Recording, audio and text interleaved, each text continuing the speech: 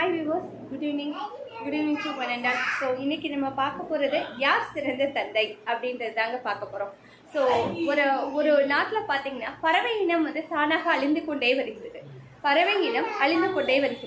So அதை பார்த்து அந்த இடத்துல இருக்கிற எல்லாரும் வந்து என்ன சொல்கிறாங்கன்னா, ஆர்டிஃபிஷியலாக ஒரு என்வாயன்மெண்ட்டை வந்து கிரியேட் பண்ணலாம், இந்த பறவைகள் இனம் வந்து அழிந்து போயிடக்கூடாது.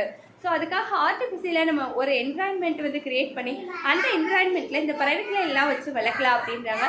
அதே மாதிரி அந்த நாட்டு மக்கள் செய்கிறாங்க. அதே மாதிரி அந்த பறவை இனம் பல குஞ்சுகளை பொறுத்து ரொம்ப வந்து ஆயிரக்கணக்கில் நிறைய வந்து வந்துருந்தாங்க அந்த பறவைகள். ஓகே, இந்த பறவை இனம் வந்து அழியவில்லை. ஸோ நல்லா ஆயிரக்கணக்கில் வந்துருச்சு இல்லையா?